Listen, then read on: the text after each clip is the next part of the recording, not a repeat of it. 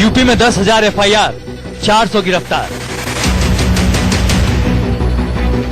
UP के करीब 20 जिलों में नागरिकता पर हिंसा फैली और हिंसा करने वालों को पकड़ने के लिए यूपी में पुलिस की धरपकड़ जारी है।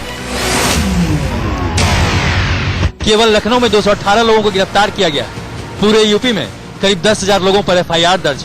लगभग 400 लोग हिंसा के आरोप में जेल भेजे गए। इन सब की पहचान प्रदर्शनकारी और भीड़ को उकसाने वालों के तौर पर की गई। अब कुछ बातें तो समाचार पत्रों में भी आ रही हैं कि भाई बांग्ला भाषा में वार्तालाप चल रहा है साजिशकर्ताओं के बीच में, ये आंदोलन को हिंसक रूप देने वालों को रूप में, तो इसको थोड़ा और स्थिर हो जाने दें। लेकिन मैंने अभी सिर्फ संभावना कही और वो व्यक्तिगत बात कही है। अभी इंटेलिजेंस इनपुट अपनी जगह पे है, जिसके बारे में हम कोई स्थिर मत अभी नहीं दे सकते। ऐसे में सवाल ये कि इतनी बड़ी संख्या में बांग्लादेशी हिंसा में कैसे उतरे?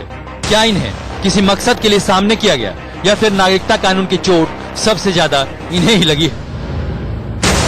सवाल पुलिस की थ्योरी पर भी उठ रहे हैं, वो ये कि यूपी हिंसा में जिन 10,000 से ज्यादा लोगों को नामजद आरोपी बनाया गया, क्या वो यूपी से बाहर के हैं या फिर देश से बाहर के? इतनी बड़ी संख्या में पुलिस ने FIR दर्ज की, तो क्या हिंसा करने वाले 10,000 लोग बांग्लादेशी हैं?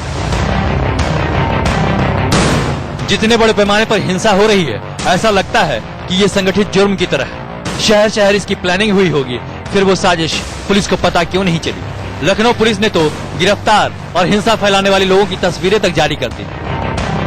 गोरखपुर में भी नागरिकता के नाम पर आग भड़काने वालों की तस्वीर पुलिस सार्वजनिक कर चुकी है। ऐसे में सवाल ये कि क्या ये लोग भी बाहर के या फिर बांग्लादेश के?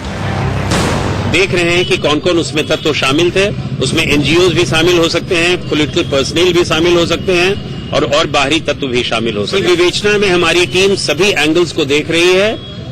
उसमें जो भी तथ्य सामने आएंगे आप लोगों को बताया जाएगा। हम किसी को बख्शेंगे नहीं, क्योंकि उन्होंने एक हिंसात्मक कार्रवाई की है, उनको बख्शा नहीं जाएगा।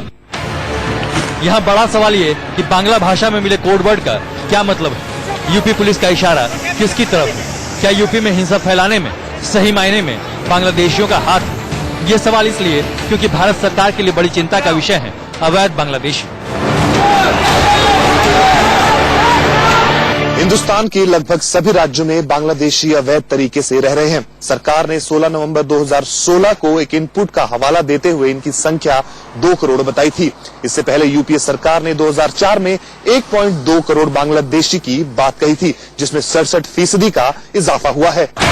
मतलब इस समय ये आंकड़ा ऑस्ट्रेलिया की कुल आबादी के बराबर पहुंच चुका है। नागरिकता कानून लागू होने से भी जिस देश की आबादी सबसे ज्यादा प्रभावित होगी वो अवैध बांग्लादेशी है, और यूपी में भी इनकी संख्या अच्छी खासी है।